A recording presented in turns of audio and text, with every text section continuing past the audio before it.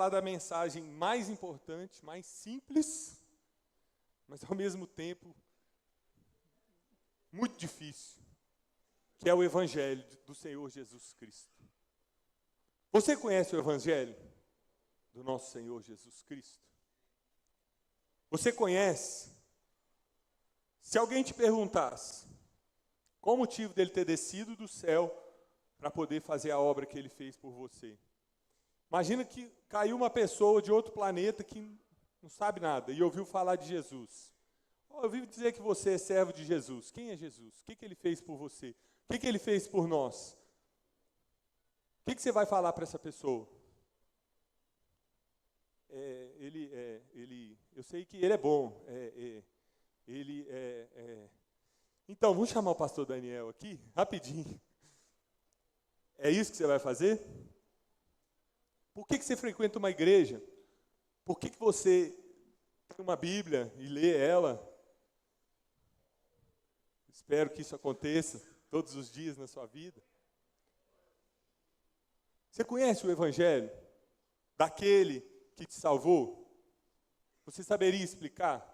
Você saberia transmitir isso para outra pessoa? Uma forma da gente saber se a pessoa entendeu é se ela consegue transmitir. Não é isso que é uma prova? Uma prova é quando o professor chega e fala, você aprendeu a matéria, agora vamos ver se você consegue responder, se você consegue transmitir. Você consegue transmitir o Evangelho? Ou, talvez, você é daquelas pessoas que frequenta a igreja, mas fica sempre perdido. Às vezes você frequenta a igreja para que Deus atenda os seus desejos e as suas necessidades temporárias. Às vezes você está aqui pensando assim, eu preciso de um emprego, eu preciso de um dinheiro, eu preciso de uma cura. Tem um familiar meu que está numa situação horrível, então eu quero que ele mude. E você está aqui, às vezes, tentando convencer a Deus a ser bonzinho com você. Deus vai nos conceder bênçãos. É óbvio. Não é errado pedir que Deus te ajude e te abençoe com coisas temporárias que você precisa agora. Mas é errado a gente relacionar com Deus apenas para isso. Se a gente não relacionar com Deus, primeiro, por quem Ele é, por amor a Ele, nós estamos tratando Jesus, nós estamos tratando Deus como uma ambulância. Um serviço de socorro que poderia muito bem, muito rápido, ser substituído por uma varinha mágica. Se eu te desse uma varinha mágica, você não precisaria mais de Jesus. Porque a sua única intenção é resolver problemas temporários. Resolver problemas aqui na Terra. Às vezes, você já tem tempo na igreja e você sempre ficou aqui com essa cabeça, no automático. Senta, levanta, abaixa, levanta a mão, abaixa a mão. E você ainda não entendeu o Evangelho de verdade. O que Jesus fez por você? Não tem nada mais importante e mais urgente do que você se apaixonar, se converter ao verdadeiro Evangelho de Jesus. Amém? Evangelho, pessoal, significa boas notícias. E é a boa notícia que não existe nada no mundo que possa resolver o seu problema maior. Tem um problema seu que ninguém consegue resolver, que se chama pecado. E o Evangelho traz a solução. A solução é que é um bombeiro, é um médico dentro de uma ambulância para resolver o seu pecado. Não. Para resolver o pecado, a gente precisa de redenção. Nós precisamos de um redentor. E é exatamente isso que o Evangelho vem dizer para nós. Vem comunicar para nós. E eu sei que você foi evangelizado provavelmente assim, Jesus te ama. Nós temos que transmitir a mensagem que Jesus nos ama. Só que você vai falar para um ímpio que está pecando todos os dias. Você vai falar assim, vem aqui para o meu clube porque Jesus te ama. O que ele vai pensar? Ótimo, eu vou ali, vou continuar minha vida do jeito que está, eu não preciso saber quem é Deus, o que Ele fez por mim, afinal, Ele me ama, e eu vou continuar vivendo sempre do mesmo jeito. Mas, o início do Evangelho é aonde? No Deus do Evangelho. Quem é Deus? Você conhece a Deus? Eu já preguei aqui sobre os atributos de Deus. E naquele dia eu falei para você estudar sobre os atributos de Deus. Você não estudou não, né? Pelas caras dá para saber quem estudou e quem não estudou. A gente tem que começar a entender do Evangelho pelo Deus do Evangelho. Quem é Deus?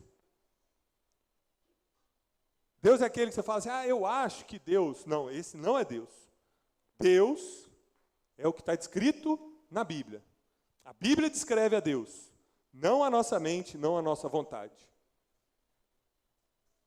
Você conhece a Deus, você ama a Deus, eu tenho certeza da sua boa intenção que você quer chegar perto de Deus.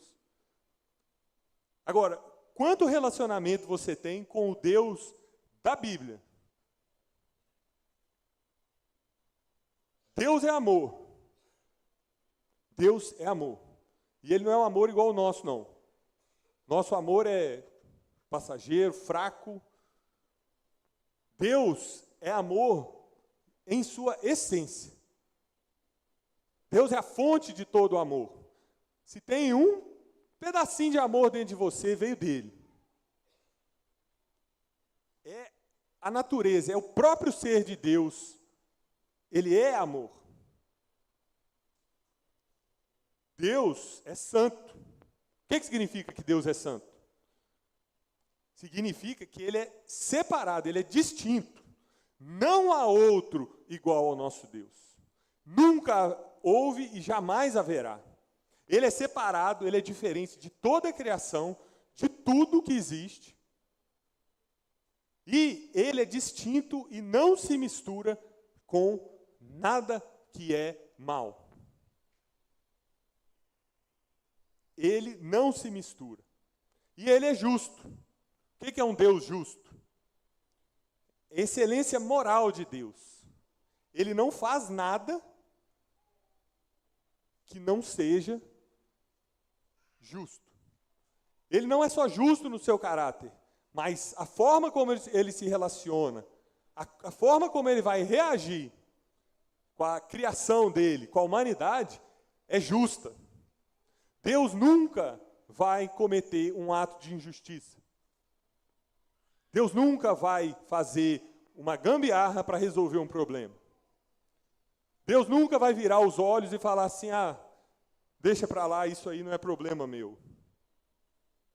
Igual tem muita gente que faz hoje. Meu vizinho está batendo na esposa, mas não é problema meu. Não é problema seu, não? É de quem? Você está falando igual o Caim? Onde está seu irmão? Caim. Eu sou dono do meu irmão? Eu sou guardião do meu irmão, Deus? Sei lá. Deus não é esse. Deus é aquele que não pode habitar, que não tolera a injustiça. Ele não vai cooperar com nenhuma injustiça, nunca. Eis a rocha, suas obras são perfeitas, porque todos os seus caminhos são juízo. Deus é fidelidade e nele não há injustiça. É reto e justo. Deuteronômio 32, 4. Porque Deus há de trazer a juízo todas as obras, até as que estão escondidas, quer sejam boas, quer sejam más. Eclesiastes 12, 14. Deus vai julgar toda a humanidade de acordo com os padrões mais estritos de justiça. Esse é Deus. Se ele não fosse justo, o que ele teria que fazer? Ele teria que fechar os olhos para a iniquidade. Imagina que existisse um juiz que, com todas as provas e evidências de que alguém matou alguém que você ama, ele olhasse e falasse assim, eu sou muito bom, eu sou muito tranquilo, eu eu não vou condenar essa pessoa não, porque deixa para lá. O que você ia dizer desse juiz? Você pode dizer isso do juiz supremo do universo? Do Deus de toda a terra? E o fechamento dessa história? Como é que acontece? Deus é justo. Deus é santo. E aí, quem nós somos? Nós somos maravilhosos, impecáveis, perfeitos. Não. A nossa natureza é pecaminosa. Nós fomos criados já no pecado. A gente nasce em pecado. O seu bebezinho de um dia de vida, ele já é um pequeno pecador. Aceite você ou não, queira você ou não. Nós somos inclinados para o mal e hostis para Deus e para as coisas de Deus. Somos. Eis que tão somente achei que Deus fez o homem reto, mas ele se meteu em muitas astúcias. Enganoso é o coração do homem, mais do que todas as coisas, e desesperadamente corrupto. Quem o conhecerá? A mentalidade da carne é inimiga de Deus, porque não se submete à lei de Deus e nem pode fazê-lo. Se você ficou bravo, está pensando assim, não, isso aí é um exagero. Eu nunca matei, eu nunca roubei, eu procuro não fazer o mal para ninguém. Nós vamos pegar seus pensamentos de hoje, não precisa ser da sua vida inteira, não. Todos os pensamentos que você teve hoje, só hoje, e nós vamos colocar no telão aqui. Alguém se habilita? Só os pensamentos, não precisa ser os atos, não. Não precisa nem ser o que você colocou os seus olhos. Onde você colocou os seus olhos? Só pensamentos. Alguém se habilita a falar assim, eu sou digno de não precisar de um Salvador? Não existe, gente. E aí, como é que nós vamos fechar essa conta? Deus é um Deus santo, justo, maravilhoso, rei, amoroso, e nós somos inimigos de Deus. Nós somos indesculpáveis. Nosso pecado é irremediável. Como que a gente vai poder se reconciliar com um Deus que é puro e não vai habitar com imperfeição e com injustiça? Como? Qual que é a esperança que nós temos? Esse é o grande dilema. Se Deus simplesmente chegar e falar assim, eu sou muito bom, eles são pecadores, mas eu estou me sentindo sozinho aqui, deixa eles entrarem, deixa eles virem. Eu estou de olho fechado, pode vir que não vai acontecer nada. Ele está abrindo mão da justiça dele. Eu sou muito amoroso, então deixa para lá. Esqueci os pecados de vocês. Esqueci que vocês são injustos, hostis comigo. Então eu vou deixar vocês entrarem porque, afinal de contas, vai. Não quero ficar aqui sozinho nessa eternidade. Parece bobeira, mas tem gente que se justifica dessa maneira. Não, assim, eu sou pecador. Eu não sou perfeito, eu nunca matei ninguém, mas eu também não sou perfeito. Mas Deus entende. Deus sabe que eu sou falho, que eu sou pecador. E não um reconhecimento de, tipo assim, eu sou falho, sou pecador e preciso que Deus me ajude. Mas eu sou pecador, tipo assim, bom, se ele quiser me perdoar, ele dá o jeito dele. Nós temos que pegar esse dilema e exatamente trabalhar ele na nossa cabeça, no nosso coração, todo santo dia. Deus, como pode um homem pecador, imoral, como eu, ser aceito pelo Senhor? Como que o Senhor, Rei de toda a terra, Deus sobre toda a criação, a glória dele enche toda a terra, e Ele me aceita com os meus pecados, minhas falhas, e ainda me dá condição de viver uma vida digna, de viver uma vida para abandonar o pecado, para viver nos caminhos dele. Como? Como que pode um justo Deus perdoar pecadores tão miseráveis quanto eu e você?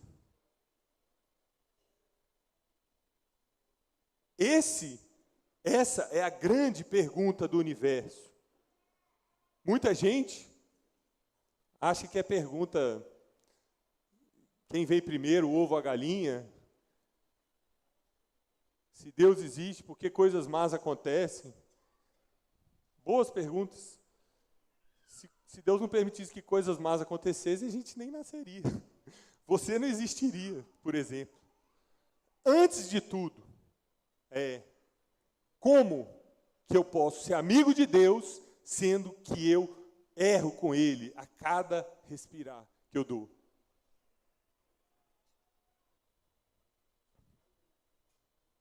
Se o juiz de toda a terra lida conosco, baseado na sua justiça, ele não deveria condenar todos nós?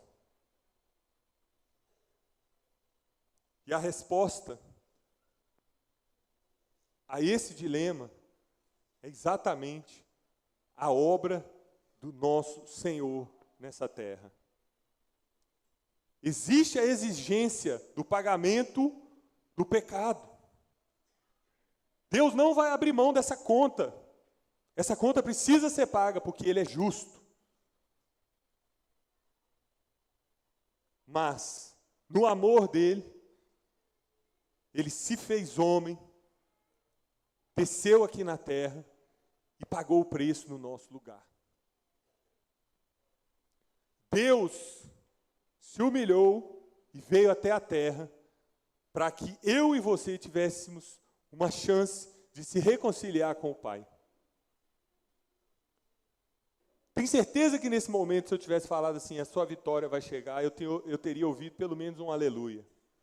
Mas eu falei que o Filho de Deus se fez homem e desceu na terra para pagar o preço do pecado que você jamais poderia pagar.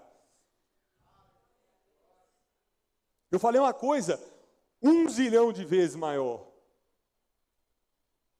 Incontavelmente maior. Não existe milagre maior do que esse. Não existe nada que Deus possa fazer que seja maior do que isso. Não existe nada que você tenha tanta urgência em entender na sua vida do que esse evangelho. Os nossos atos, a nossa injustiça, a nossa iniquidade, a nossa maldade, encheram o cálice da ira de Deus. Deus está irado com toda a impiedade.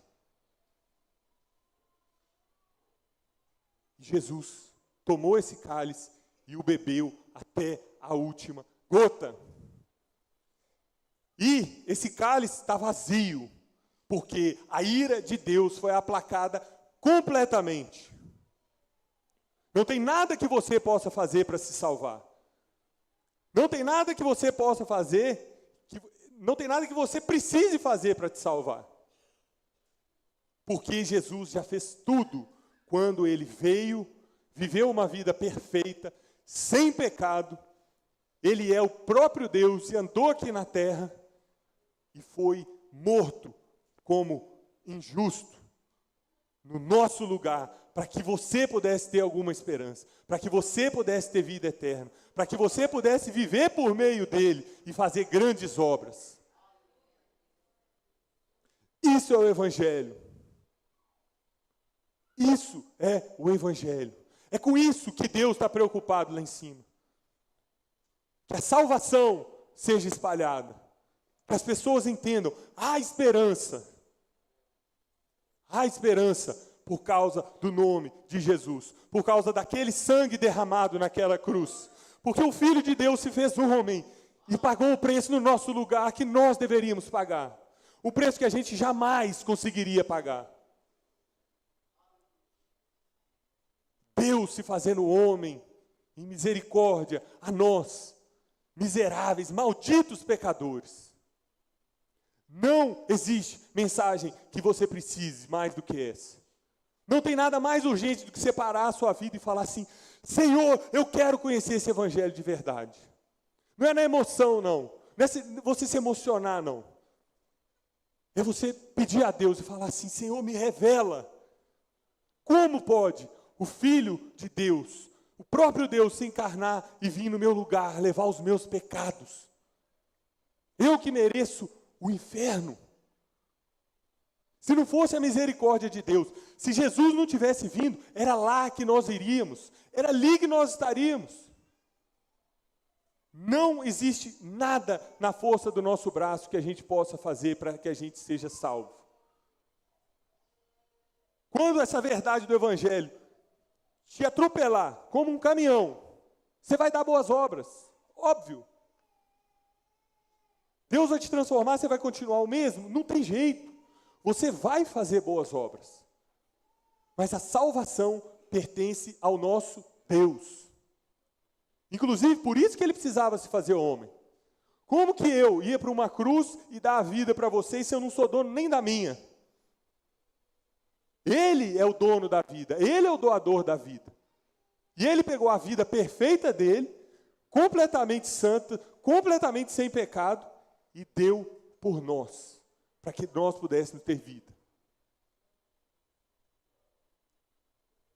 Esse é o evangelho que nós deveríamos, todo santo dia da nossa vida, ajoelhar e agradecer a Deus e falar: Senhor, como? Por quê? Por que que o Senhor me amou tanto a ponto de esmagar o seu próprio filho? Por que que eu mereço isso? O que que eu fiz para merecer? E a cada dia mais você vai ver que você não fez nada para merecer. Zero. Você não poderia ter feito nada para merecer. Ele fez por causa do seu amor, da sua justiça, da sua santidade, da sua soberania. Ele fez porque foi do agrado dele moer ao filho dele naquela cruz para que nós pudéssemos ter vida.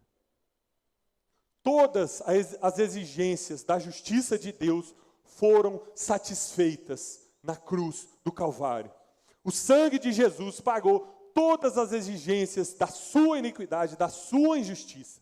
E você hoje pode ter a salvação completa mediante o sangue de Cristo. Não existe nada mais importante para se falar. Alguém poderia pegar e ficar repetindo só essa última frase que eu falei aqui a noite inteira. Essa frase é suficiente para toda a sua eternidade. Se você entender o plano de Deus para você, o que Ele fez para você, para que você pudesse ter vida, e vida em abundância, já seria suficiente para a eternidade você glorificar e adorar o Senhor diariamente, a cada minuto, a cada segundo. Esse é o Evangelho. É isso que você precisa. Nada nessa terra vai te satisfazer. Você está ansioso não é por causa do seu problema, é porque você está achando que as coisas que você faz para resolver os seus problemas, elas vão ser suficientes. E elas não vão. Quanto mais você trabalhar sem Deus, mais você vai juntar para alguém colher. Quanto mais você fizer força, na força do seu braço, mais você vai se cansar, menos você vai produzir.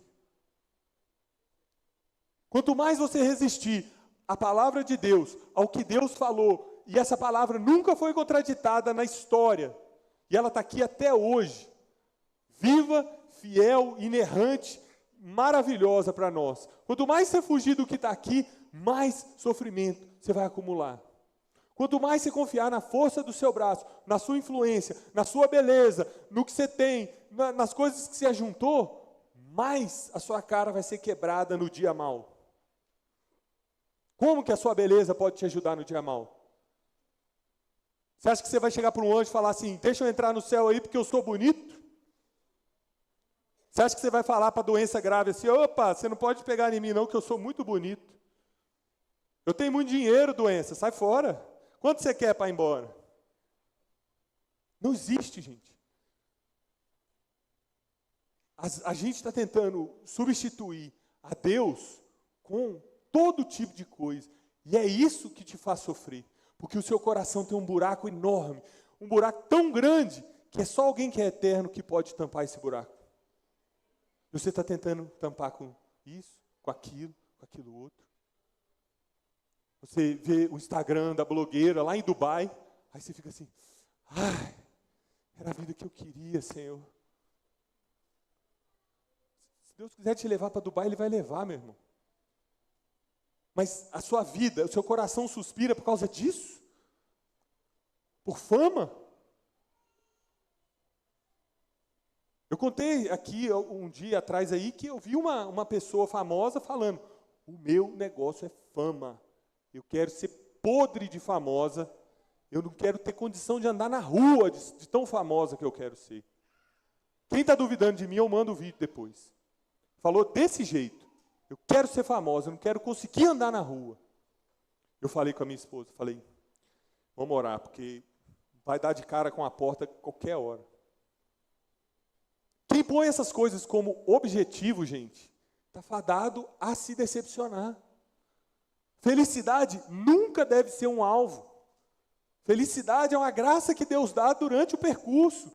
O alvo é, Jesus morreu por mim, eu preciso viver de acordo com essa verdade.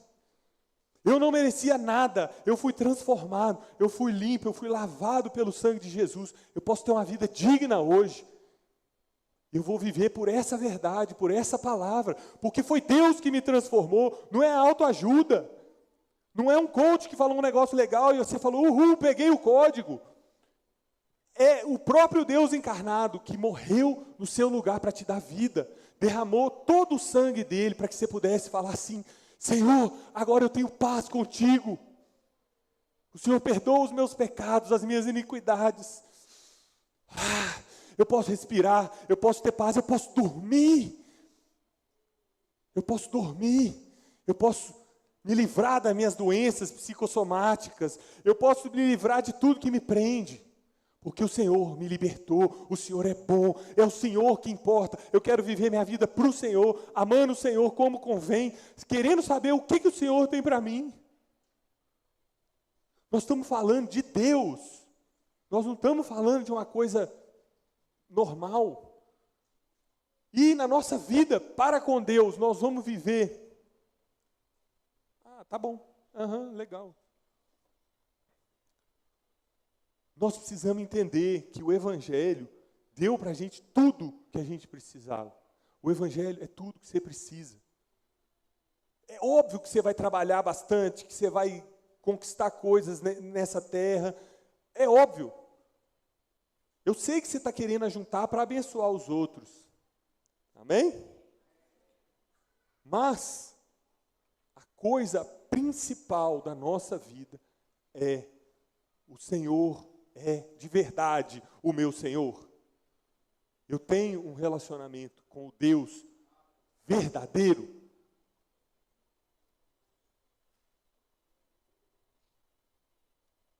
A crueldade do que aconteceu na cruz mostra o quão somos hostis com Deus. Custou a vida do próprio filho dele, perfeito, que não tinha mácula, que não tinha mancha. A vida do filho dele teve que ser entregue. Tamanho era o nosso, tamanho é a nossa dívida, a nossa condenação. Os nossos crimes são muito pesados e tiveram que ser pagos com altíssimo preço. Altíssimo preço. Nós não podemos viver a vida como se nada tivesse acontecido. Todo mundo que está aqui nesse salão hoje, eu tenho certeza que está entendendo minimamente. Pelo menos você está entendendo que tem um assunto urgente sendo falado. Então, nós não podemos viver de qualquer jeito. Eu me converti, batizei em 3 meses. Aí, 7, 8 meses depois do meu batismo, eu estava no Carnaval de Salvador. Eu tenho vergonha de falar isso hoje, mas... E aí eu estava lá, bêbado, e andando na rua, voltando para o apartamento. E aí alguém me entregou alguma coisa, eu peguei e botei no bolso e tal. Quando eu cheguei na casa que eu estava lá, eu peguei esse papel e fui ler. E era aqueles livrinhos de evangelismo. E eu não li porque eu estava bêbado, eu não consegui ler, mas eu virei e na parte de trás estava Hebreus 2:3. Tem coisa que a gente nunca esquece, né? Hebreus 2:3 diz assim: como escaparemos se negligenciarmos tão grande salvação? A partir daquele dia, eu continuei mundano até um outro dia onde eu de fato me converti. Está vendo como nós somos pecadores irremediáveis? Se nós não clamarmos a Deus e pedimos, Senhor, me transforma, me muda, porque sem o Senhor eu não tenho a mínima esperança, nós não vamos ter a mínima esperança. Nós não temos nada em nós que possa nos ajudar. Se você crê que a sua salvação é 99,99999% Deus e 0,000001 dependendo de você, você está redondamente enganado. Você está 100% enganado. A salvação pertence ao nosso Deus. E ali na cruz, não foi só os machucados dele. Ali na cruz, ele estava recebendo também o juízo que deveria cair sobre nós. O castigo que nos traz a paz estava sobre ele. Ele levou sobre ele as nossas dores. A condenação que nós merecíamos, ele pegou e pagou o preço. Ele levou os nossos pecados. Aquele que não conheceu o pecado, ele o fez pecado por nós, para que nele fôssemos feitos justiça de Deus. Em Jesus nós fomos feitos justiça de Deus. Pega os seus pensamentos, pega tudo que você já fez na sua vida e lê esse versículo aqui. Nós fomos feitos nele justiça de Deus. Deus hoje olha para você e ele vê Jesus assim, e ele fala assim, é justiça. Porque o pagamento do preço foi completo, foi eficaz. Ele sofreu a nossa maldição. Ele foi abandonado por Deus em nosso lugar. Ele sofreu a ira de Deus por nós. Deus é justo juiz. Deus que sente indignação todos os dias. Essa frase não é minha, é o Salmo 7, versículo 11. Deus sente indignação todos os dias. Indignação com o quê? Com as obras dele? Eu acho que eu fiz esse mundo meio esquisito. Aquela montanha ali eu tinha que ter feito mais alta. Não, indignação com o meu e o seu pecado, com o meu e o seu desleixo com a lei dele. A ira de Deus não é uma emoção incontrolável, irracional ou egoísta, mas é o resultado da sua santidade. O resultado da santidade de Deus é a ira dele contra tudo que é injusto. Mas Cristo morreu em nosso lugar e pagou esse preço para que nós não precisássemos ser mortos. A morte é uma pena característica da sua separação com Deus. Ele foi até o final e entregou a sua vida. Morreu no nosso lugar para que nós não precisássemos morrer. Não tem nada mais lindo, urgente, que você precisa saber do que isso. Pois também Cristo morreu uma única vez pelos pecados, o justo pelos injustos, para conduzir-vos a Deus, mortos sim, na carne, mas vivificado no Espírito. Certamente Ele tomou sobre si as nossas enfermidades, e as nossas dores levou sobre si, e nós o reputávamos por aflito, ferido de Deus e oprimido, mas ele foi traspassado pelas nossas transgressões e moído pelas nossas iniquidades. O castigo que nos traz a paz estava sobre ele, e pelas suas pisaduras nós fomos sarados. Justificados, pois, mediante a fé, temos paz com Deus, por meio do nosso Senhor Jesus Cristo. Agora, pois, já nenhuma condenação há para aqueles que estão em Cristo Jesus. Nenhuma condenação há. Todo esse mal que nós fizemos, todo o mal que nós somos, Deus chega agora e fala, nenhuma condenação há para aqueles que estão em Cristo Jesus. Ah, mas eu tenho maldição hereditária. Está quebrada, cancelada, em nome de Jesus. Ah, mas a minha mãe fez um trabalho para mim. Está quebrado em nome de Jesus. Nenhuma condenação há para aqueles que estão em Cristo Jesus. Nenhuma condenação. O sacrifício dele não foi para que você precisasse ficar implorando para Deus. Ô Deus, seja bonzinho, olha para mim, olha para mim. Está feito, meu irmão, está consumado. Na cruz ele gritou, está consumado. Acabou, pronto. É assim que funciona com Deus. Ele não é igual a gente, ele falou, está falado, está decretado. Nenhuma condenação há para você, meu irmão.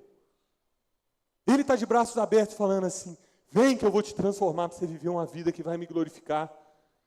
Isso não quer dizer que você vai ser estranho, esquisito, que você vai... Não, eu não posso, não, eu não posso, não, não. Não, ele vai te colocar para cumprir o chamado, o propósito dele.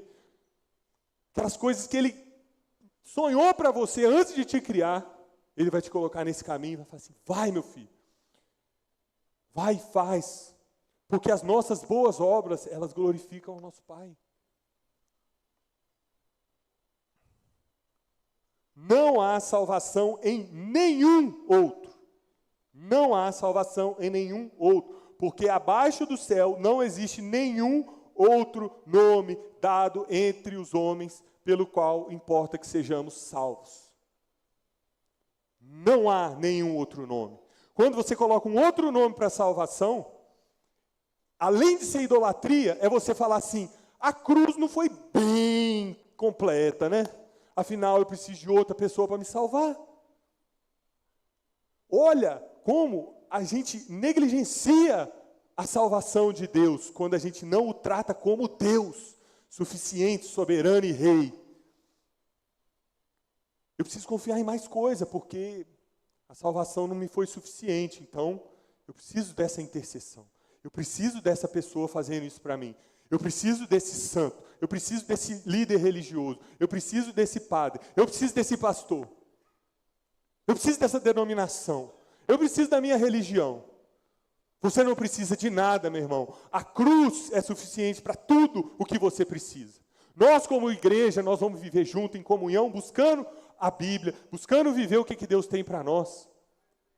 Mas a salvação, a intimidade, o caminho para Deus é Jesus. É a cruz que ele rasgou o véu e agora você não precisa mais de intercessor, você não precisa mais de vergonha, você não precisa tampar a sua vergonha diante de Deus, porque já foi pago, já foi entregue na cruz do Calvário a sua salvação, a sua libertação.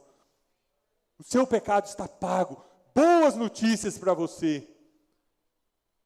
Você está livre do seu cativeiro. Todas as pessoas podem chegar até Deus e serem perdoadas. Essa é a boa notícia do Evangelho.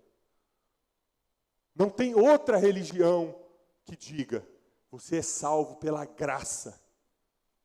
Todas as religiões, todas, pode pegar todas, elas vão falar assim, você é salvo pela graça, mas você tem que fazer isso, isso e isso.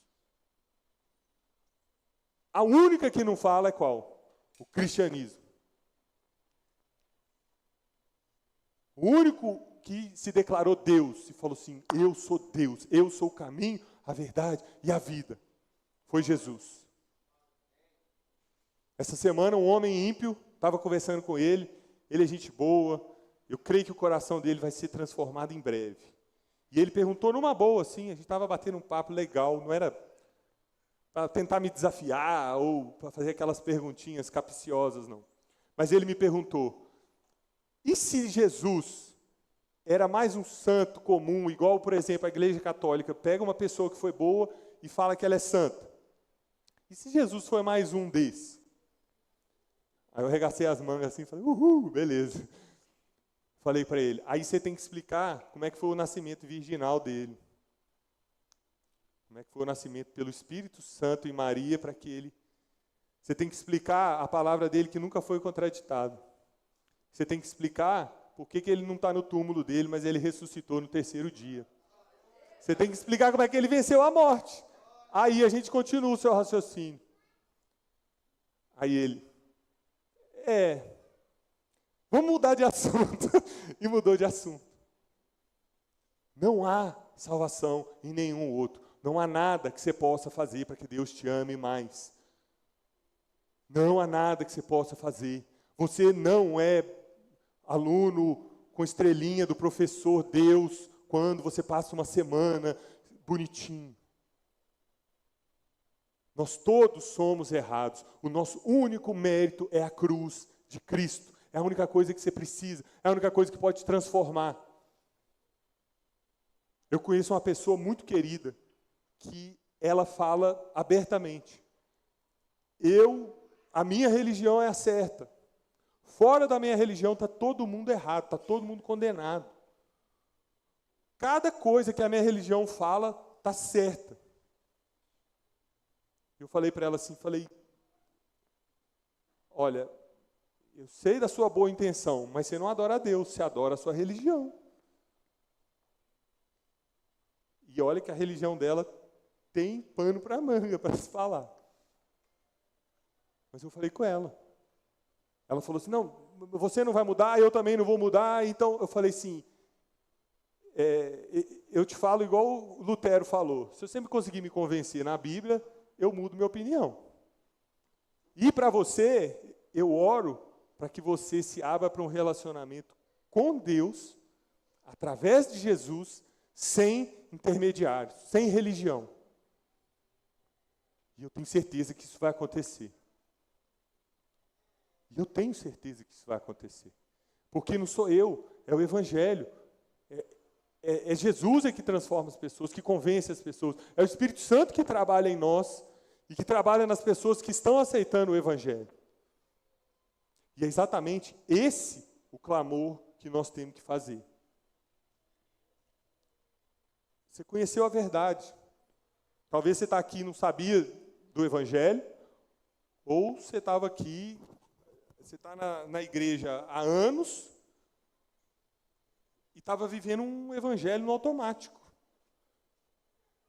Entra, sai da igreja, vamos para o culto, tem culto, Aí, chega aqui, levanta, senta, levanta a mão, abaixa a mão, ok, vai com Deus, aí vira, vai, sai, e vive uma vida lá fora como se Deus não existisse, como se Ele não fosse o seu Senhor, como se Ele não tivesse te salvado, até daqui a uma semana você voltar e repetir o mesmo rito automático. Gente, a vida às vezes leva a isso. Cabe a você chegar e falar assim, esse sou eu preciso mudar. Eu preciso conhecer o Evangelho de verdade. É sério que você quer ficar mais um ano, mais um semestre? Nossa, eu tinha que orar, né? Eu queria servir a Deus, mas aí eu não sei como. Não, quando eu comprar um carro, aí vai ficar mais fácil de eu ir e voltar. Aí eu vou servir a Deus. Não, é porque assim, deixa eu só ajeitar umas coisas, e aí eu vou ter uma célula na minha casa. Não, porque quando eu puder ter assim, um momento de paz, aí eu vou ler a Bíblia, eu vou orar e vai ser ótimo. É sério que você ainda se engana desse jeito? Porque a mais ninguém você engana. Você está se enganando desse jeito até hoje e não está fazendo nada para mudar isso? Não vai fazer nada para mudar isso? Diante da revelação do que é o Evangelho, você vai permanecer desse jeito? Esse Evangelho aqui te demanda apenas para você se arrepender dos seus pecados e para você seguir no caminho que Jesus quer para você. Arrepende dos seus pecados e confia, crê em Jesus como seu Senhor, e Salvador. É isso que o Evangelho demanda. Mas com um coração contrito, com um coração despedaçado e falando assim: Senhor, eu não consigo fazer isso que esse rapaz está falando. Eu não dou conta, eu não estou sentindo nada, mas eu sei, eu quero isso. Alguma coisa no meu espírito está testificando e eu quero isso para mim. É isso que você precisa fazer. É falar com o Senhor. Eu creio nisso aí, eu quero viver isso aí. E aí você aperta o cinto que as coisas vão acontecer. Louvor, pode ir subindo aqui, por favor?